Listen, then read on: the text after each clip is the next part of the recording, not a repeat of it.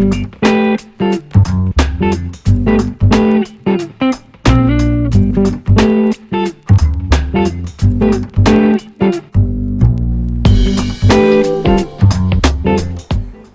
folks, welcome to DG's Kitchen. Today we have a lovely piece of eye fillet. So we're going to have a crack at cooking an old classic, beef Wellington.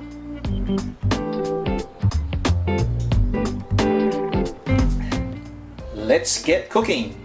Our ingredients today include tasty prosciutto, mixed brown and shiitake mushrooms, fresh thyme, eschalots, hot English mustard for some nice zing, or you could use Dijon, Parmesan cheese, garlic, eggs, cracked pepper, some lovely truffle zest, this is optional, and of course good Australian wine.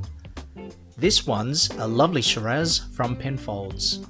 As usual, we like to light some incense and say a blessing for a tasty meal. The eye fillet comes from the tenderloin and is a very tender cut of beef. It's best served rare or medium rare.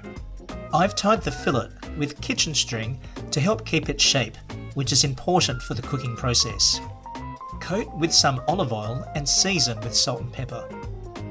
Make sure all sides are coated with the seasoning. After a sip of wine, time to prepare the mushroom daksil. Start by finely chopping up the mushrooms. I'm doing this in batches. Don't worry about having too many mushrooms, as the overall volume will reduce during the cooking process. As always, take care when handling sharp knives. You could also use a food processor to do this. We want to pulse into a fine pulp rather than a puree. Next, the eschalots, also finely chop. And as always, make sure it's only the ingredients you're chopping.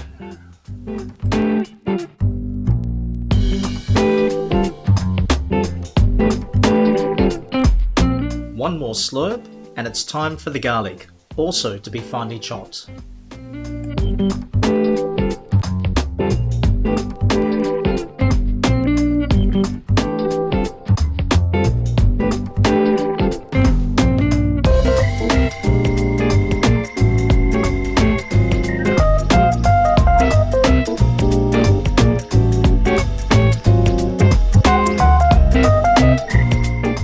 Add the mix together and continue to finely chop to mix the ingredients.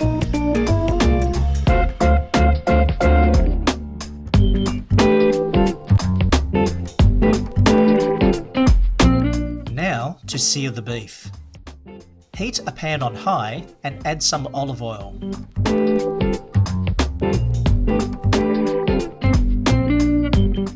Add the beef, then brown on all sides for a couple of minutes each.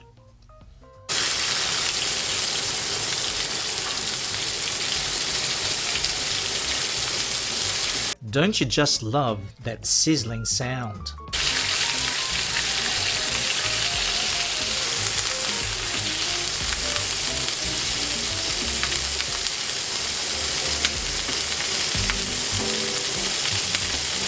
We're not cooking the meat at this stage, just browning the ends to seal the meat, which will help retain the juices. And while you're waiting, feel free to have another glass.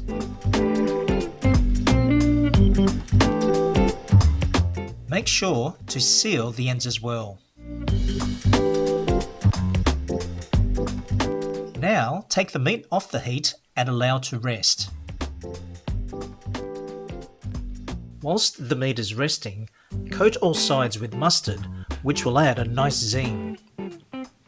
The beef will absorb the flavour as it cools down. Note, I'm wearing a kitchen glove to avoid getting my fingers messy. Now leave the mustard-coated meat to rest at room temperature. In the same pan, which still has the searing juices, lower to medium heat, then add the daksil mix. Pour a generous splash of red wine, which will add some nice depth to the mix. Add the truffle zest if you have any. This will add a lovely deep earthy pungency to the mix. Season with cracked pepper. Note, salt is not necessary as the prosciutto will naturally add saltiness. Next, add the thyme leaves to add a gentle fragrance to the daksil. We want to cook the daksil until it's dry. Any moisture will make the pastry soggy.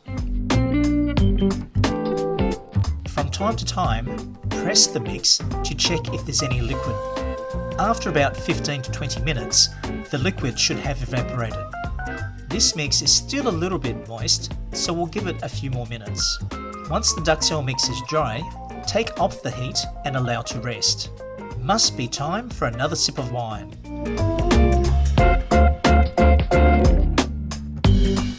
Now to prepare the inner layer.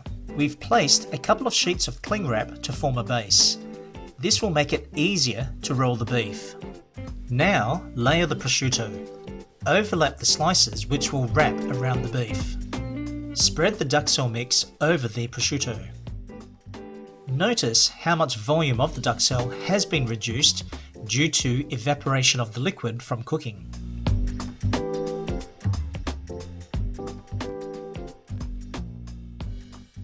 Now we're going to add a layer of Parmesan cheese. After another slurp, gently place the beef in the middle and gripping the cling wrap, carefully wrap into a tight roll, pressing the prosciutto in.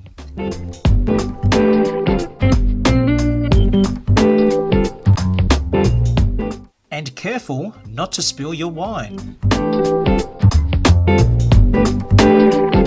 Tuck the prosciutto at the ends to seal the wrap and gently wrap into a tight roll.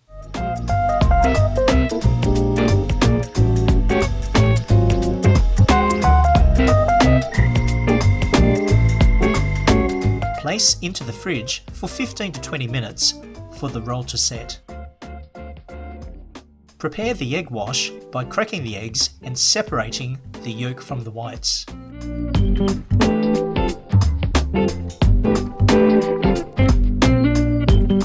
We'll only need the yolks to seal and coat the pastry. We're using frozen puff pastry, so make sure to leave it at room temperature for about 15 minutes. The original sheet wasn't large enough to wrap around the beef, so I've cut a second sheet and joined the edges by lining with egg yolk.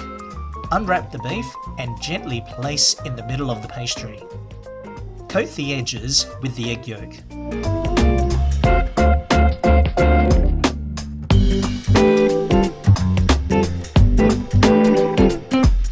Then gently wrap the pastry around the beef, roll using the cling wrap for support. Take your time as it's all about making a nice tight roll.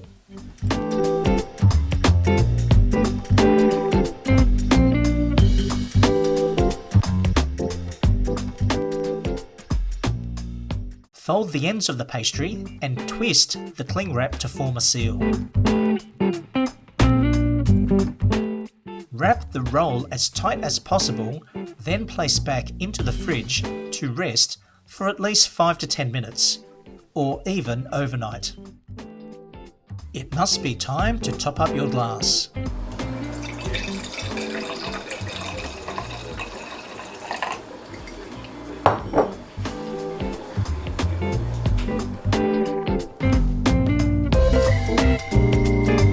Whilst our welly is resting in the fridge, I'm off to spot some purple tails.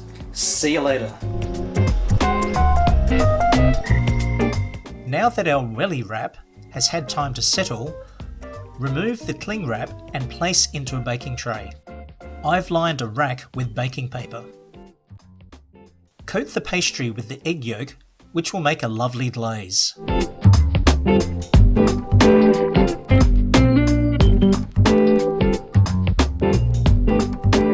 If you have any leftover pastry, feel free to layer on to make a decoration.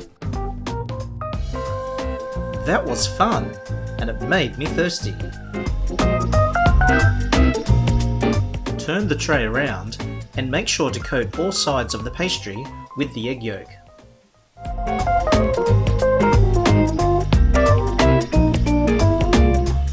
You can also use the back of a fork or knife to add some decorative lines to the pastry. Heat your oven to around 220 degrees Celsius, then add the welly. After about 10 to 15 minutes, reduce the heat to around 150 degrees, then continue cooking for another 20 to 30 minutes. Cook a bit longer if you prefer your meat more medium than rare. After the welly has cooked, take out of the oven and leave to rest for 10 to 15 minutes.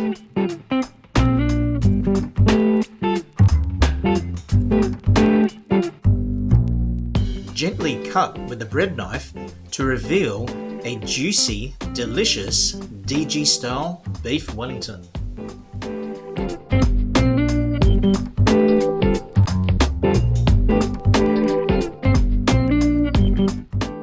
Serve with your favourite glass of wine. If you enjoyed this video, make sure to click the like button.